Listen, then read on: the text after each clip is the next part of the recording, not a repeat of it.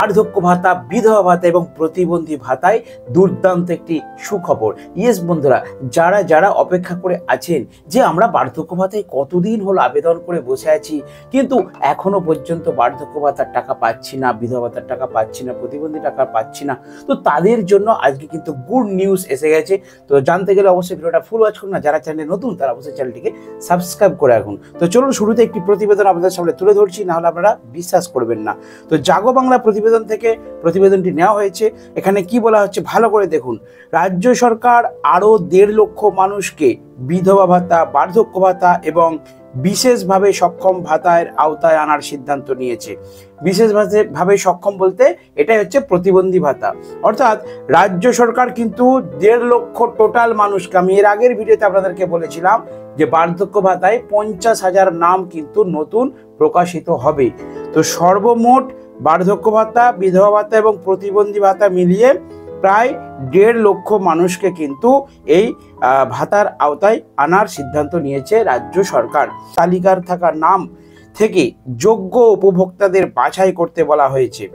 তাদের নাম সরকারি পোর্টালে নথিভুক্ত করার কাজ দ্রুত শেষ করার নির্দেশ দেওয়া হয়েছে। পঞ্চায়েতে যত আবেদন জমা রয়েছে, বিভিন্ন বিডিও অফিসে, এসডি অফিসে যত আবেদনপত্র জমা রয়েছে, টোটাল আবেদনপত্রগুলিকে ভেরিফাই করে তাদের মধ্যে যারা যোগ্য হবে তাদের নাম কিন্তু খুব দ্রুত লিস্টে এন্ট্রি করার জন্য বলা হয়েছে, অর্থাৎ নির্দেশ দেওয়া হয়েছে। রাজ্যে প্রায় 9.5 লক্ষ মানুষ বিধবা ভাতা পাচ্ছেন। বর্তমানে বার্ধক্য ভাতা পাচ্ছেন 5,04,000-এর বেশি মানুষ। বিশেষভাবে সক্ষম ভাতার উপভোক্তার সংখ্যা 40,685, অর্থাৎ এটা প্রতিবন্ধী ভাতা। অথচ 3টি বিভাগ মিলিয়ে 6,48,649 জনকে ভাতা দেওয়ার কেন্দ্রীয় অনুমোদন রয়েছে। অর্থাৎ এখনো আরও 1.5 লক্ষ মানুষকে এই ভাতা দেওয়া সম্ভব। সে কারণে দ্রুত এই তালিকা প্রস্তুত করার নির্দেশ দেওয়া হয়েছে বলে পঞ্চায়েত দপ্তর সূত্রে জানা গিয়েছে। আরও আছে প্রতিবেদনটি, আগে পড়ে নিই, তারপর আপনাদেরকে ইন ডিটেলস বলছি। বার্ধক্য ভাতা ও বিধবা ভাতার আবেদন হাতে বহু গরিব মানুষ নানা সময়ে বিডিও এবং ডিএম অফিসে ঘুরে হয়রান হয়ে যাচ্ছেন। তাদের দ্রুত সুরাহা দিতে পঞ্চায়েত দপ্তর এই বিষয়ে সব জেলা প্রশাসনের তৎপরতা চায়। কিছু জায়গায় এই সংক্রান্ত যাচাই প্রক্রিয়ার ফাঁক থেকে যাওয়ার রিপোর্টও মিলেছে। তাই বৈঠক ডেকে প্রত্যেক জেলাকে সতর্ক করা হয়েছে। দপ্তরের পরিসংখ্যান অনুযায়ী বিধবা ভাতা ও বার্ধক্য ভাতার ওয়েটিং লিস্টের নাম পরীক্ষার কাজ বাকি আছে, যথাক্রমে 44 ও 47%। এই ব্যাপারে ব্লক ভিত্তিক তথ্য জানিয়ে দ্রুত কাজ শেষ করার নির্দেশ দেওয়া হয়েছে এবং সেই নির্দেশ দিয়েছেন নবান্ন থেকে মাননীয় মুখ্যমন্ত্রী মমতা বন্দ্যোপাধ্যায়। 6 লক্ষ, ঠিক আছে। তো সেখানে উপভোক্তা কিন্তু আমাদের পশ্চিমবঙ্গে রয়েছে প্রায় 1.5 লক্ষ কম, ঠিক আছে, অর্থাৎ 4.5 লক্ষ। তার মানে এই 1.5 লক্ষ নাম কিন্তু বেমালুম খুব সহজেই কিন্তু রাজ্য সরকার এন্ট্রি করতে পারবে, যেহেতু এখনও স্টকে 1.5 লক্ষ নাম বাকি রয়েছে। অর্থাৎ এই 1.5 লক্ষ নামের মধ্যে কিন্তু বিভিন্ন, আপনারা শুনলেন প্রতিবেদনে, যে বিভিন্ন পঞ্চায়েত দপ্তর বলুন, বিভিন্ন বিডিও অফিস বলুন, বিভিন্ন সরকারি দপ্তরে কি হয়েছে, প্রচুর আবেদন জমা পড়েছিল এবং সেই আবেদনগুলো কিন্তু পড়ে রয়েছে। তো মাননীয় মুখ্যমন্ত্রী মমতা বন্দ্যোপাধ্যায় নবান্ন থেকে এক সংবাদ মাধ্যমে তিনি কিন্তু জানিয়ে দিয়েছেন যে প্রত্যেকটা সরকারি দপ্তরকে নির্দেশ দেওয়া হয়েছে দ্রুত সেই কাজ সম্পন্ন করতে হবে। প্রত্যেকের বার্ধক্য ভাতা বলুন, বিধবা ভাতা বলুন, প্রতিবন্ধী ভাতা বলুন, দেওয়ার কাজ শুরু হবে 100% এটা কিন্তু সত্য কথা। তো বন্ধুরা, যারা আবেদন করে রেখেছিলেন তারা কিন্তু জাস্ট কয়েকটা দিন অপেক্ষা করুন, কারণ প্রতিবেদন আপনারা দেখতে পেলেন যে অবশ্যই কিন্তু তারা ভাতার টাকা পেতে চলেছেন। এদিকে বাংলাহার নিউজে কিন্তু বার্ধক্য ভাতার জন্য স্পেশাল করে আরও একটা প্রতিবেদন প্রকাশিত হয়েছে, সেটা আপনাদের সামনে তুলে ধরি, তাহলে আশা করি আপনাদের ডাউট ক্লিয়ার হয়ে যাবে। দেখুন কি বলা আছে। কেন্দ্রের কাছে রাজ্যের বকেয়া প্রায় 1.5 লক্ষ কোটি টাকা। এই অবস্থায় বিভিন্ন জনমুখী প্রকল্প চালিয়ে যেতে যথেষ্ট চাপ বেড়েছে রাজ্যের কোষাগারের উপর, কিন্তু সাধারণ মানুষের পাশে দাঁড়াতে লক্ষ্মীর ভাণ্ডার থেকে শুরু করে বার্ধক্য ভাতা, স্বাস্থ্যসাথীর মতো একাধিক জনকল্যাণমূলক প্রকল্প চালিয়ে যাচ্ছে রাজ্য সরকার। শুধু প্রকল্প চালিয়ে যাওয়ায় নয়, এবার নতুন করে আরো 50,000 মানুষকে বার্ধক্য ভাতা প্রকল্পের আওতায় নিয়ে আসতে চলেছে নবান্ন।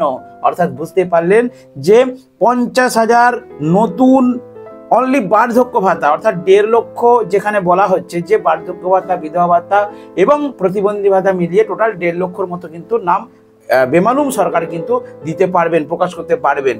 তো সেই জায়গায় শুধু বার্ধক্য ভাতাই কিন্তু থাকছে 50,000। তবে এই 50,000 কিন্তু পূর্বে যারা আবেদন করেছিল তাদের মধ্যে, ঠিক আছে, তাদের মধ্যে কিন্তু এই 50,000 নাম রয়েছে। আর এরপরে কিন্তু আরও নতুন করে কিন্তু কিছু নাম সংযোজন করা হবে। তো সেটা কবে হবে সেটা আমি পরবর্তী ভিডিওতে আপনাদেরকে জানিয়ে দেবো।